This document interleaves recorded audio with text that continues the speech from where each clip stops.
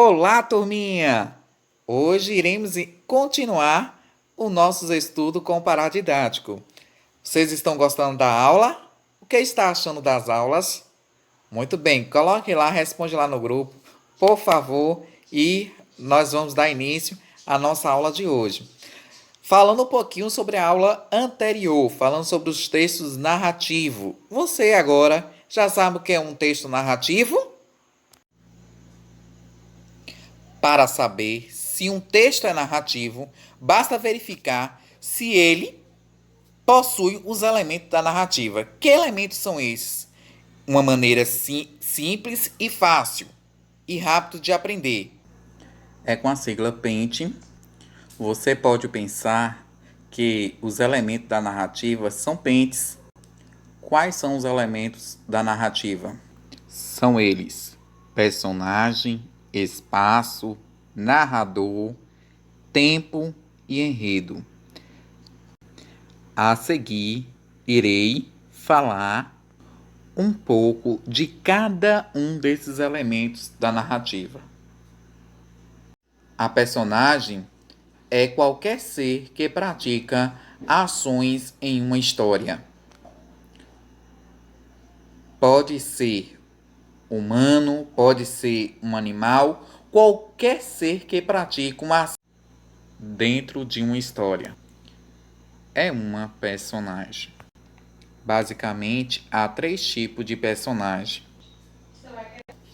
A personagem principal, o antagonista e o coadjuvante.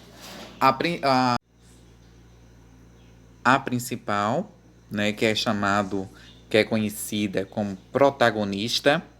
Temos também a antagonista e temos o coadjuvante. A personagem principal é aquela que aparece na maioria dos capítulos da história.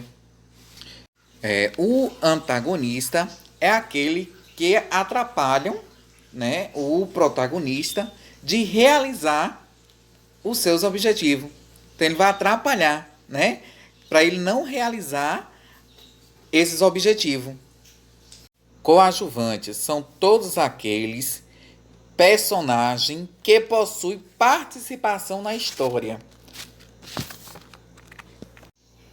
O nosso próximo elemento da narrativa é o espaço, é o lugar ou lugares onde a narrativa ocorre. O lugar desempenha um papel importante na narrativa. História. O próximo elemento da narrativa é o narrador. O narrador pode ser a primeira pessoa ou a terceira pessoa. Quer dizer, a primeira pessoa, quando o narrador é uma personagem principal e por isso participa da história. Ou a terceira pessoa, quando o narrador não é uma personagem, ele apenas conta a história. O nosso próximo elemento da narrativa é o tempo. Numa narrativa, há 2 tipos de tempo.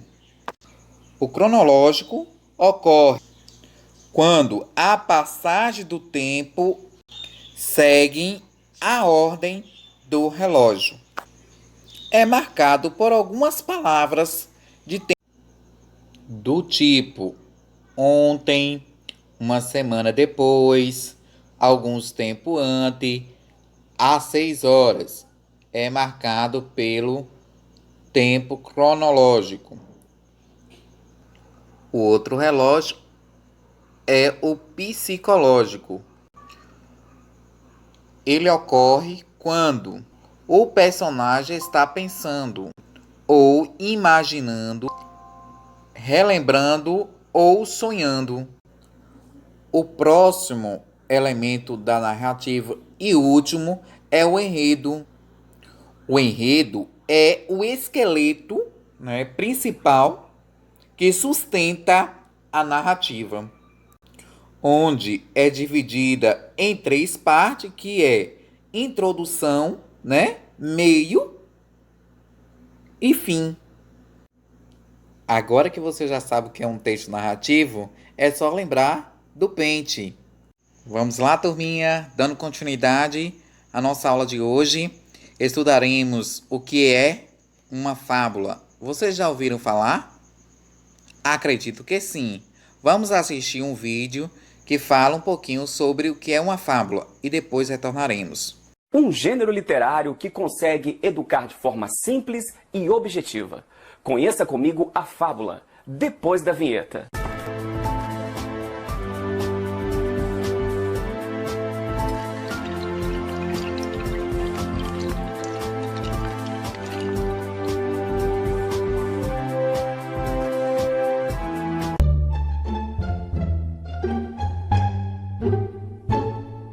A fábula é uma narrativa popular, ou seja, vem das expressões simples do povo. Aliás, a própria origem do termo já nos mostra isso. Fábula vem do latim, também fábula, que remete ao verbo latino fare, com o sentido de falar, dizer alguma coisa.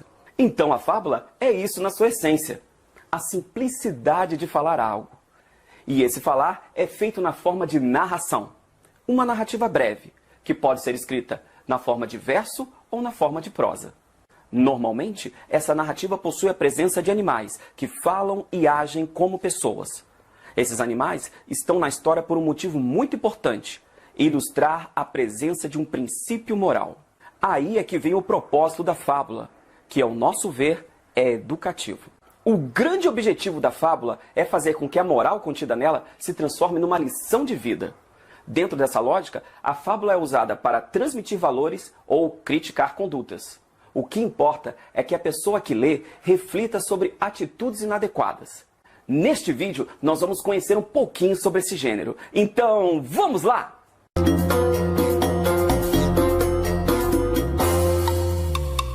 A maior parte dos estudiosos nos fala que o berço da fábula é a Índia.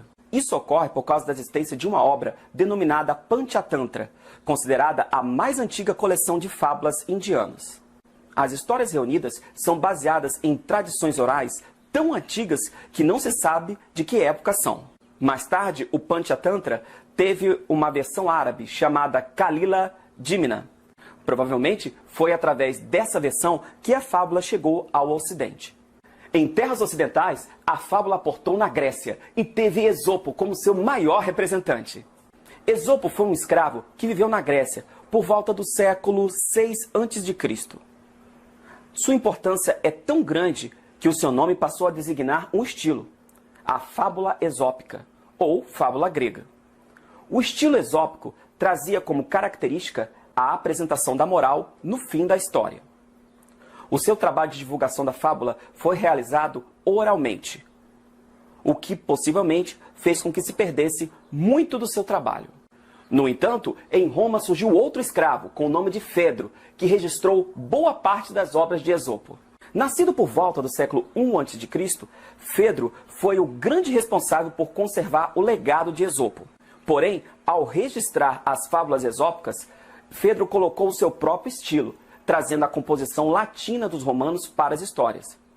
Realizou também uma importante mudança, trouxe a moral da fábula para o início do texto. Além disso, Fedro criou suas próprias fábulas, cheias de simplicidade e de humor. Depois desse período, não ouvimos falar da fábula por algum tempo, até que no século XVII, o jovem Jean de La Fontaine resgatou e reescreveu as fábulas antigas com uma nova roupagem. Nascido na cidade de Château-Thierry, em 1621, La Fontaine é considerado o pai da fábula moderna. Ao adaptar as fábulas de Esopo e de Fedro, inseriu mais conteúdo narrativo nas tramas, trazendo uma linguagem poética para as histórias. Assim, reescreveu as fábulas antigas em verso, trazendo musicalidade para os textos. Entretanto, La Fontaine também escreveu suas próprias fábulas, trazendo uma modernidade para o gênero. Nas fábulas de La Fontaine, a moral não possui um lugar fixo no texto. Às vezes vem no início, às vezes vem no fim, e às vezes espalhada ao longo do texto. No Brasil, podemos citar a figura de Monteiro Lobato como grande responsável por estabelecer um estilo brasileiro de criar fábulas. Nascido em 1882, na cidade paulista de Taubaté, Monteiro Lobato foi um dos maiores escritores do Brasil. Com a obra A Menina do Nariz Arrebitado, Lobato trouxe o mundo da fábula para as histórias do Sítio do Pica-Pau Amarelo. Mais tarde, começou a criar também as suas fábulas e nelas trouxe elementos bem brasileiros, como a presença de animais de nossa fauna e do folclore nacional. Inovou também ao tornar os personagens da obra responsáveis pelo sentido da moral implícito na narrativa. Isso causava mais engajamento nos leitores. Mesmo assim, há elementos que são comuns a todos os estilos de fábulas. Então, vamos conhecer alguns.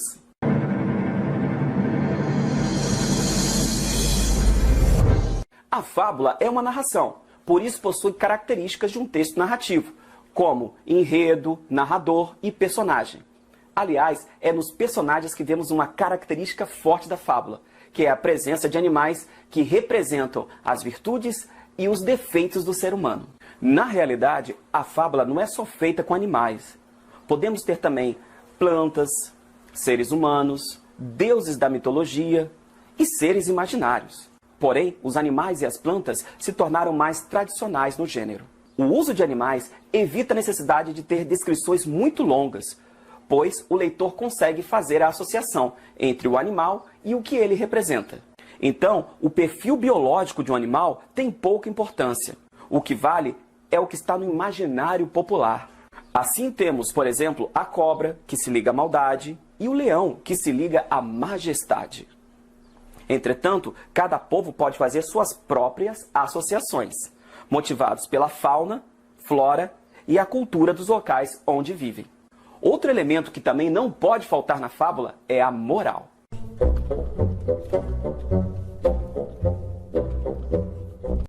O grande fabulista La Fontaine disse que a fábula tem duas partes, o corpo e a alma. O corpo é a narrativa e a alma é a moral. Entenda a moral como o conjunto de regras de conduta que devem ser seguidas, não importa o local e a época. É nesse aspecto que vemos a universalidade da fábula. A moralidade é o que dá para a fábula o seu caráter educacional. Seja no começo, no fim ou subentendida no texto, a moral procura sempre ensinar algo a quem lê ou escuta uma fábula. Como a narrativa é breve, só tem espaço para uma moral. Isso faz com que este elemento seja mais fácil de ser encontrado pelo leitor, destacando ainda mais a natureza educativa da fábula. Para muitos, a moral é o que separa a fábula do conto, do mito, da lenda, dentre outros. Porém, há diversas características que podemos estudar que mostram as diferenças entre a fábula e outros textos. Quem sabe nós trazemos isso em um próximo vídeo.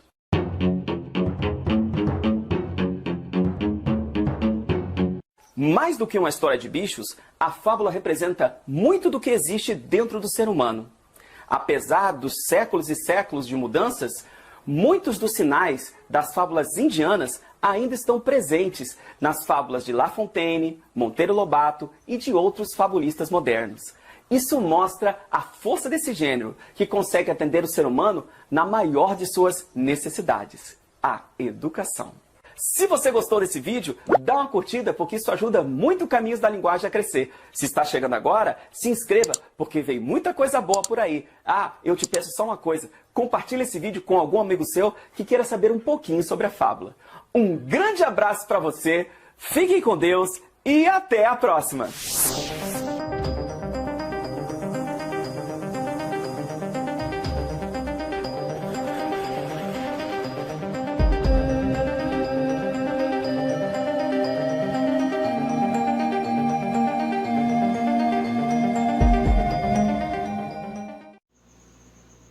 Olá, turminha, estamos de volta. Gostaram lá do vídeo explicando lá sobre a fábula?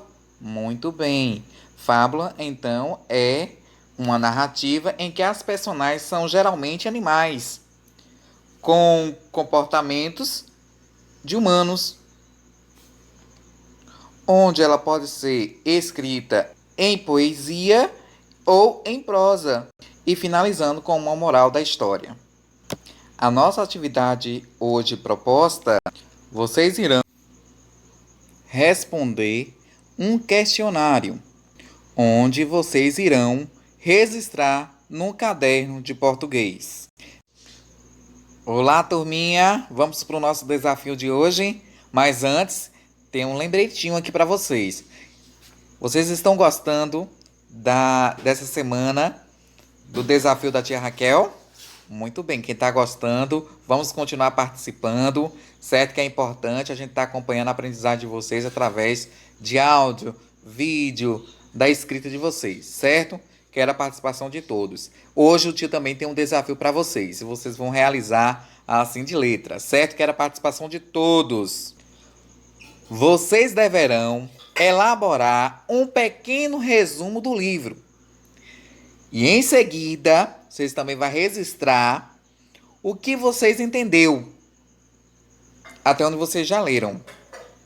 Além disto, vocês deverão enviar áudio, vídeo, realizando a leitura. Certo?